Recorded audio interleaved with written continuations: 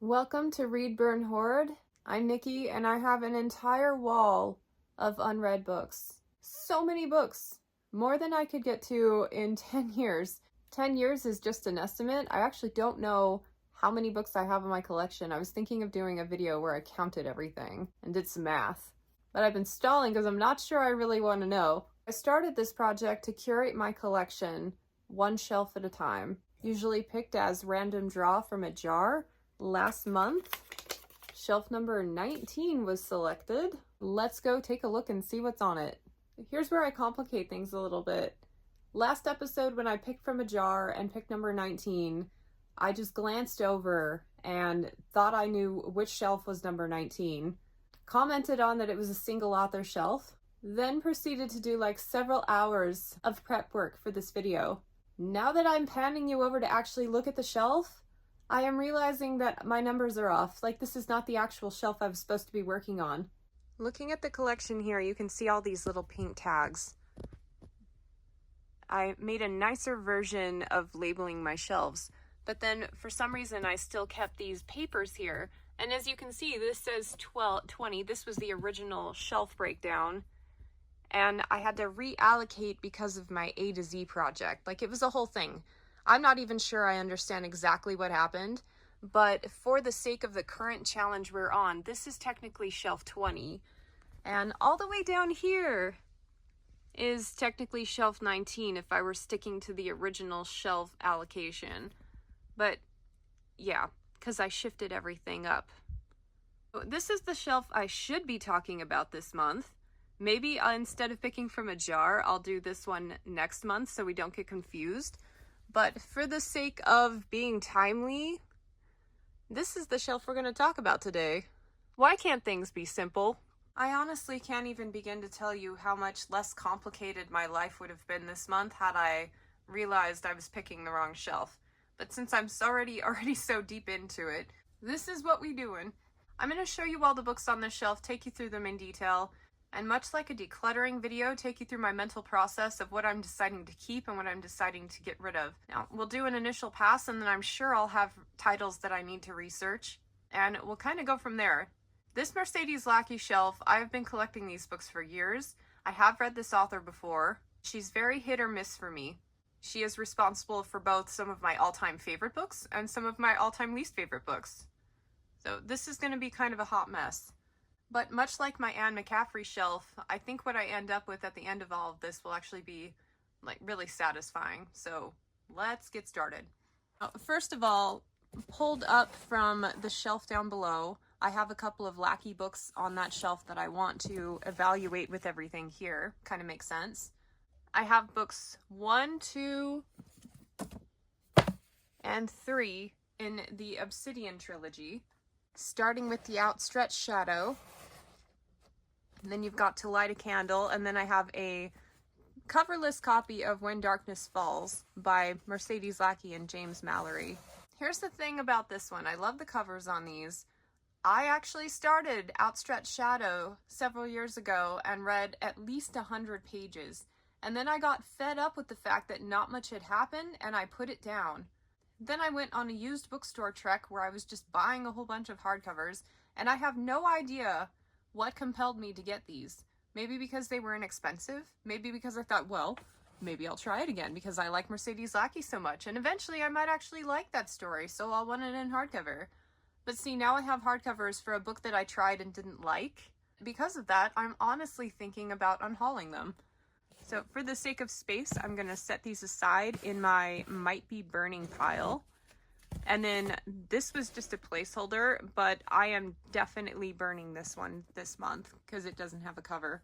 And if you haven't seen my videos before, I'm a former bookseller of over 10 years, and the coverless copies are what we call strip copies, where it would cost the publisher more money to have these unsold books shipped back than it would for us to just destroy the book and send them the cover as proof that it's been destroyed for credit. And as booksellers, we got to take home 5 coverless copies per month, and as you can imagine, over 10 years working there, I have a ton of them.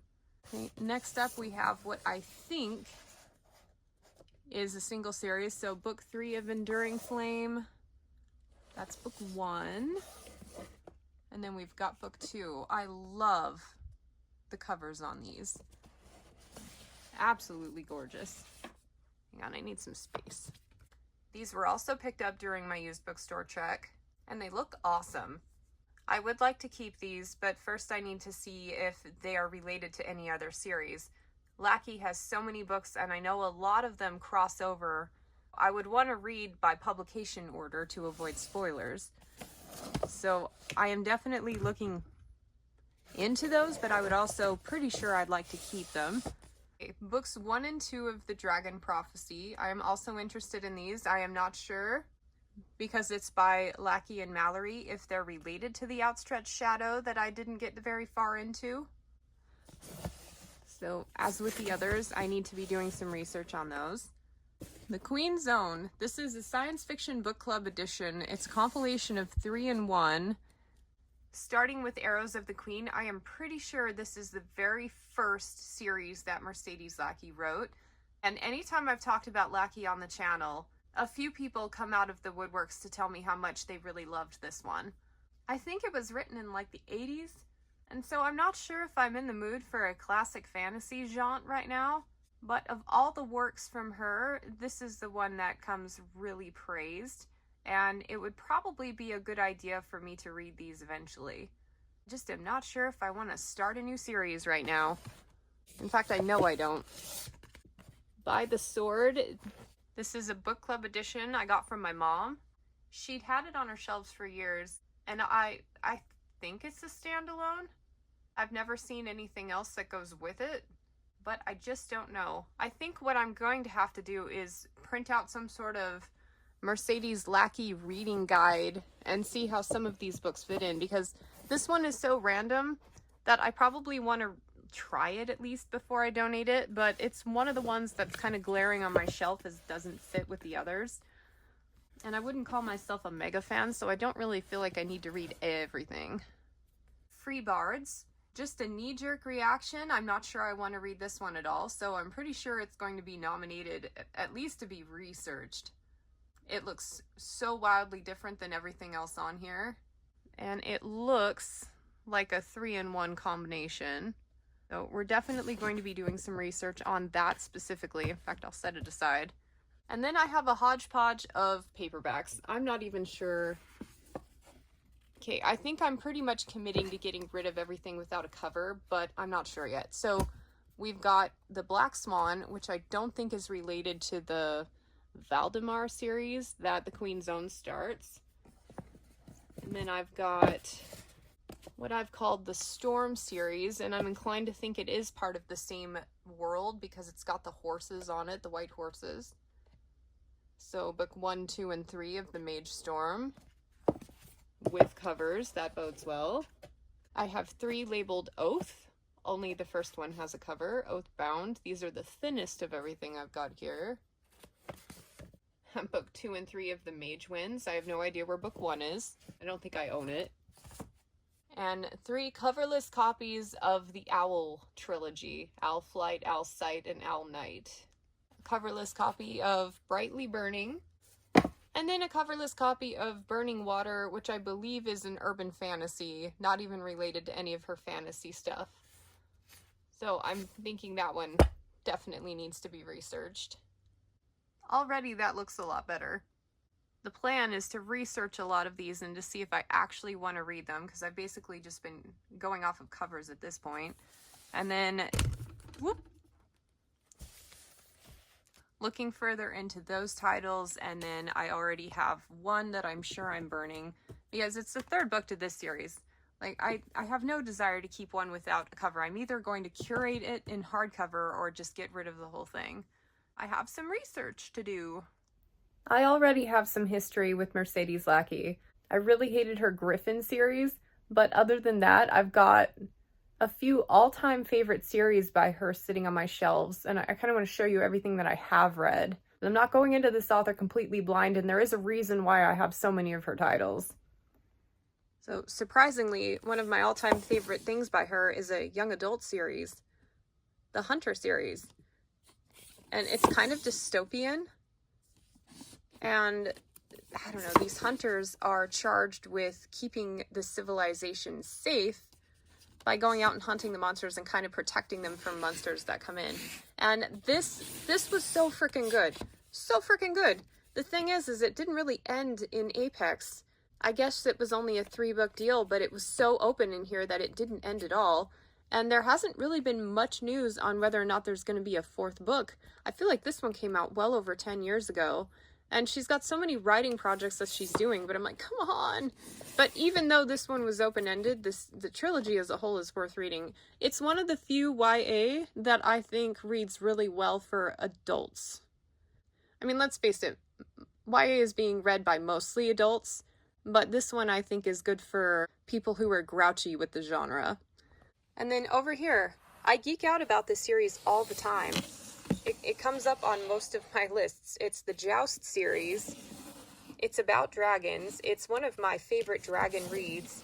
Like, it is so freaking good. Especially this first book here. If you don't even continue the series, so worth doing. Like, dragon-tastic, a ton of sequences where you're actually working with the dragon. Kind of a slow burn story, but oh, so satisfying. So the fact that she has produced 2 of my all-time favorite works. Yeah, I'm willing to keep more of her books than I would have for other authors because I know she can dazzle me. And then finally down here in the corner, I have The Last Herald Mage. This is a 3-in-1 compilation, also by the Science Fiction Book Club. Magic's Pawn, Magic's Promise, and Magic's Price. I remember these being okay, like I was enjoying them while I was reading them. Ask me to tell you anything about the story at this point, and I don't really remember, but it was a little bit dark, but not like in a grimdark way, but just like, I've heard the term gothic fantasy. That kind of fit the mood a little bit. The fact that there's a white horse on here makes me think that it's related to the other books as well, so we're gonna have to do some research. Oh yeah, I read this book too, Elvenbane, which is beloved by so many, by Andre Norton and Mercedes Lackey, but I actually do not really care for Andre Norton at all, even though I've read quite a few of her works. So I read this one, never got back to the series, put it back over in my unread section because I would need to reread it to continue. And it was like, it was good, but it wasn't, I don't know, it didn't stand out to me. So yes, I read that one as well. I have a little more clarity on these. So everything written by Mercedes Lackey and James Mallory, at least as far as what I have in my collection, is related. It's all in the same world. So it starts out with this and then continues the lore in this trilogy. And then this is even yet another continuation. It's even newer.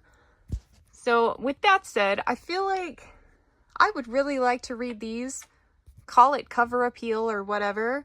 And what I read of Outstretched Shadow wasn't bad, but it just dragged a little bit. But I still remember the story components and it wasn't awful. So maybe the plan is to hang on to these and to dive into this world again and to see how far I make it. More confusingly, this is the Valdemar series, or at least as much of it as I have. There are 58 books in this series. 58! Like, some of them self-contained in their own little trilogies or whatever, but 58 books. That's even worse than the Forgotten Realms with Drizzt. So I'm definitely not committing to going that far into it. However, I have laid things out here by publication order. And you know that Griffin trilogy that I was talking about? Yeah, that fits in right here. Which FML, had I known that it was part of the bigger universe of Valdemar, I would have kept those just so that I had like the complete set or whatever. But as it stands, this is definitely first chronologically, and then you get a couple of the Oath books, which, annoyingly, the third one is way over here. It's like book 21 that you're supposed to read if you go by publication order.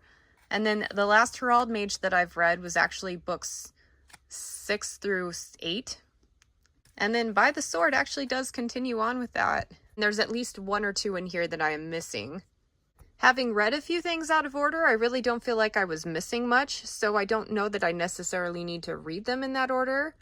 but this is publication order. I'm gonna look and see what chronological order looks like, and then I'll get back to you. This is chronological order, and honestly, it looks a bit better. So the Griffin trilogy would go here, which I find it less annoying to get rid of something that came first than something that came right in the middle. And then I've actually read this one. So unbeknownst to me, I've already read the first 6 books chronologically. Woohoo! Then you've got The Oath, you've got The Brightly Burning. You have a whole mess of books in here that were written much, much later, but that fit in there timeline-wise. The Queen's Own, and then By the Sword actually comes directly after Queen's Own. The Winds, the Storms, and then the Owls. Right now I'm leaning of starting either here or here, just because this is like the pinnacle of Mercedes Lackey writing, according to a lot of people. So I'll think about this for a bit and get back to you. I am going to start with Arrows of the Queen. It's the first book in this 3-book compilation. I'm already a little out of order, so it doesn't matter. I was also really stressing about starting a new series, but as it turns out, I have already started a 58-book series. I don't know if I'm going to treat it as a series. I might just read trilogies from it and then stop when I'm done with what I have here, unless I'm really compelled to keep going.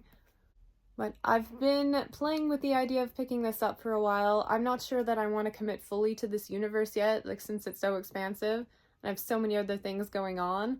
Reading from a 58-book series isn't simplifying, but what I'm wondering though is, like, I have a nice book club edition for this one and The Last Hurrah Mage. I wonder if they came out with editions for those other trilogies. That would be pretty cool. Maybe I could curate my collection in that way so I have only like hardcover sets on there. This will be the one I'm reading, and these will be the ones that I'm researching. I think I've pretty much set myself on keeping everything else that I have until I've explored them.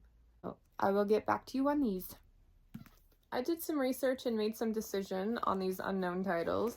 So first of all, Burning Water, part of a trilogy, but there are a bunch of short stories associated with it. So it's an urban fantasy written by a fantasy author, which I tend to like more often because they're already established writers. They're just trying their hand at a different genre. Most of the time when you pick up an urban fantasy first book, it's their debut book. That right there makes me inclined to keep this one, even though I don't have one with a cover, but I'd like it as a placeholder because I am definitely interested in this story. It might lean a little heavily to the romance side, but I'm not sure that that bothers me too much right now. This one, however, I'm not so sure about. It's called Black Swan. It's listed as other novels, so it's not part of anything. Although if you look it up on Goodreads, it's the second book of a 2-book series labeled Fairy Tales or something to that effect. And so the fact that this one is not connected, the fact that it's book 2, it doesn't have a cover, I think this is a perfect candidate for a burn. Because realistically, am I ever going to make it through the Valdemar series? So if I'm going to read Mercedes Lackey, I'm not going to go pick up a random one. I'm going to continue the series that I already started. So I think this is a safe giveaway. Not literally, it's getting recycled because it doesn't have a cover. Do you know what I mean? And finally, the Free Bards collection. This is a 3-in-1 from Baen, who have been making ugly covers since 1983. I think this is a really cool book. It's a 3-in-1 bind up. It's a nice solid trade paperback, but it's music fantasy, which is something that I don't have a lot of patience for. Like Ellie Modesitt's Soprano Sorceress, and like generally speaking, not my favorite thing. It has nothing to do with Valdemar. And the collector in me wants to keep this because it's a cool edition, but realistically, I know that if I ranked everything in my library by highest to lowest priority, this would definitely be among the lowest. I don't even think I want to read it. Like, reading the back of the book, nothing about this story holds interest to me right now. So I think I have hit a crossroads where I am finally able to let go of books like this because I know I'm not excited to read them. So that's the whole point in curating my collection.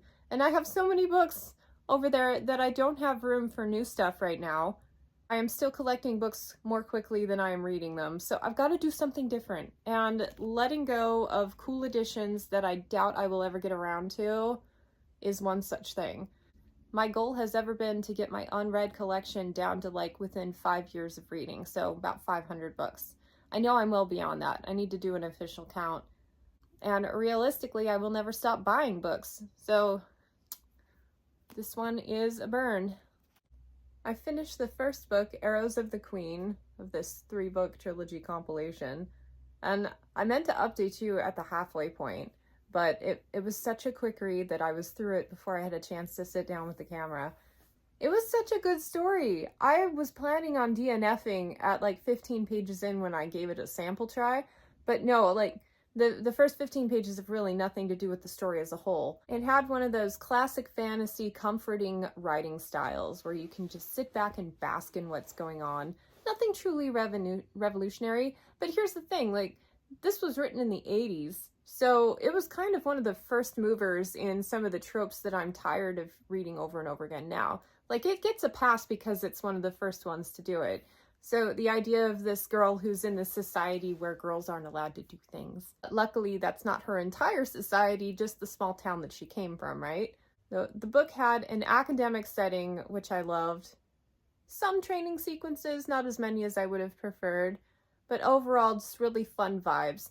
And the horses. If you like horses, you're gonna love these horses. They are so cool. The thing is, I kind of tricked my brain into liking it a little bit more. I'm like, what if I just pretended that they were wingless dragons? How cool would it be to be in the company of a wingless dragon? I mean, it's basically what they are, right? And then from then on, I was sold. Overall, a highly successful experiment. I'm glad I finally got around to reading it. I understand now why so many people recommended it. Every time I mention Mercedes Lackey, they're like, have you done the Queen's trilogy? Because I think you're really gonna like it. Yeah, I did.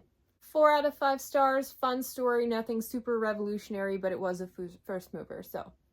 Let's do a final tally of the shelf and then we'll pick a new one. Final tally of the shelf. I've managed to get everything into one shelf, except for this Queen's Own book, which I will be putting somewhere else because I'm gonna try to continue reading it sometime soon. And then these are my burns.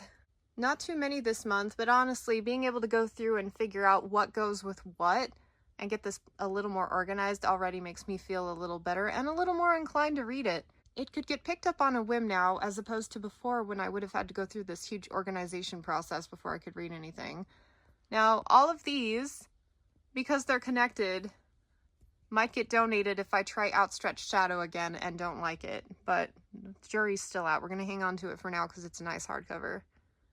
So that is the status. See, here's the thing. The shelf that I just covered for this whole month is actually shelf 20.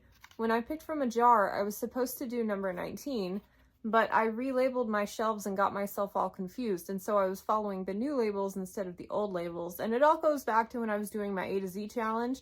Yeah, I cleared an entire shelf at the beginning of the collection and then shifted everything, and so I really confused myself. So I think for the sake of simplicity, it would make the most sense this month, instead of drawing a random one, to go through and find shelf 20 and actually do shelf number 19. I have no idea how I'm going to label the thumbnail, but I think that makes the most sense so I don't have to remember what I did, because I've still got over 10 little papers in this jar. So I'm going to find 20. Okay, there's number 20. So I will be focusing on shelf 20 next month, which is actually shelf 19. Keeping it unnecessarily complicated over here at the Obsessive Bookseller. Anyway, thank you so much for watching. Subscribe if you haven't already, and I will catch you on the next one. Bye.